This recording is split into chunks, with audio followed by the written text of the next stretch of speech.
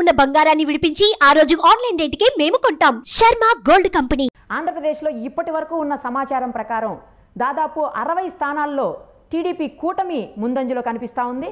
మరొక 7 నుంచి 10 స్థానాల్లో మాత్రమే వైసీపీ ముందంజలో కనిపిస్తున్నటువంటి పరిస్థితులు ఉన్నాయి. అలాగే 13 స్థానాల్లో అంటే ఎంపీ స్థానాల్లో 13 చోట్ల టీడీపీ ఆధిక్యంలో ఉంటే 2-3 చోట్ల మాత్రమే వైసీపీ ఆధిక్యంలో ఉన్నటువంటి పరిస్థితి కనిపిస్తూ ఉంది. ఒక్క చోట అంటే పులివెందుల్లో మాత్రం కాంగ్రెస్ అంటే షర్మిల గారు కొంత ముందంజలో ఉన్నటువంటి పరిస్థితి కనిపిస్తూ ఉంది. మొత్తానికైతే ఓవరాల్గా చూసినప్పుడు మనకి ఇప్పటి వరకు పూర్తయినటువంటి రౌండ్స్ అన్ని చెక్ చేస్తే టీడీపీఏ ఆధిక్యంలో చాలా ప్రాంతాల్లో ఉన్నటువంటి పరిస్థితి. ప్రస్తుతం మనతో పాటు ఉన్నారు జనసేన ప్రధాన కార్యదర్శి శివశంకర్ గారు. ఒక్కసారి ఆయన ఏం చెప్తారో చూద్దాం. శివశంకర్ గారు నమస్తే అండి. నమస్కారం అమ్మా. ఎలా అనిపిస్తున్నాయండి వస్తున్నటువంటి ట్రెండ్స్ చూస్తుంటే టీడీపీ చాలా చోట్ల ముందంజలో కనిపిస్తున్నటువంటి పరిస్థితి? ఖచ్చితంగా అమ్మా, చాలా సంతోషంగా ఉంది. ఎందుకంటే కూటమి విజయం సాధిస్తుంది అన్నటువంటి మా నమ్మకం, విశ్వాసం నిజమయ్యే పరిస్థితి దగ్గరలోనే ఉంది. కొన్ని గంటల్లోనే అది రుజువు కాబడుతుంది. ప్రజలు మంచి తీర్పు ఇచ్చారు, ఇవ్వబోతున్నారు. ఎందుకంటే ప్రస్తుత అధికార పార్టీ తాలూకా పాలనా తీరుతో విసిగిపోయి, సో ఓటు అనే ఆయుధం ద్వారా ఈ ప్రభుత్వాన్ని మార్చాలి అన్న నిర్ణయానికి ఈ రాష్ట్ర ప్రజలు రావడం జరిగింది. తదనుగుణంగా ఈరోజు ఈ రిజల్ట్స్, ఈ పరిణామాలు మన ముందుకు వస్తున్నాయని. ఎస్, మొత్తానికి జనసేన నేత అయినటువంటి అధినేత అయినటువంటి పవన్ కళ్యాణ్ గారు కూడా పిఠాపురంలో చాలా లీడింగ్లో కనిపిస్తున్నారు.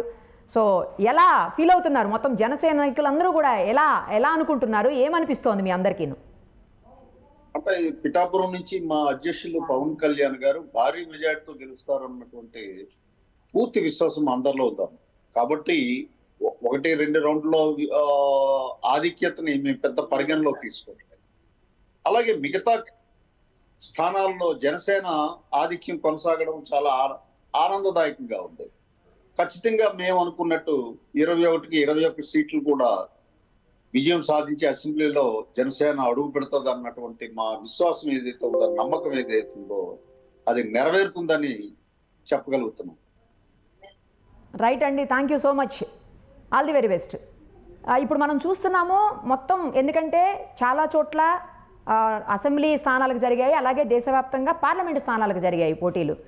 సో ఇక్కడ అంటే మన తెలంగాణ వరకు తీసుకున్నప్పుడు 8+8 ప్లేసెస్లోనేమో బీజేపీ ఆధిక్యంలో కొనసాగుతుంటే మరో 8 స్థానాల్లో కాంగ్రెస్ కొనసాగుతోంది. ఇక దేశవ్యాప్తంగా దాదాపు 250 స్థానాల్లో ఎన్డీఏ అంటే బీజేపీ కూటమి కనిపిస్తూ ఉంటే 180 స్థానాల వరకు కాంగ్రెస్కి సంబంధించినటువంటి ఇండియా కూటమి లీడింగ్లో కనిపిస్తూ ఉంది.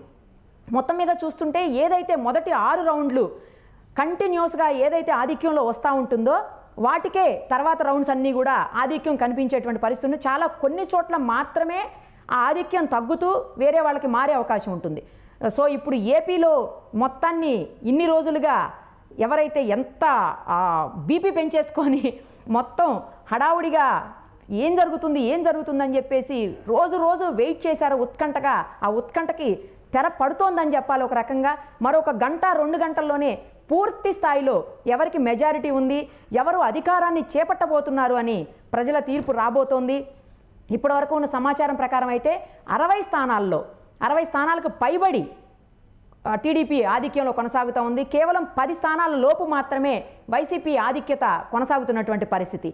అలాగే పార్లమెంటు స్థానాలకు కూడా దాదాపు 13 స్థానాల్లో టీడీపీ కూటమి ఆధిక్యంలో కనిపిస్తూ ఉంటే కేవలం 2-3 స్థానాల్లో మాత్రమే వైసీపీ ముందంజలో ఉందని చెప్పాలి.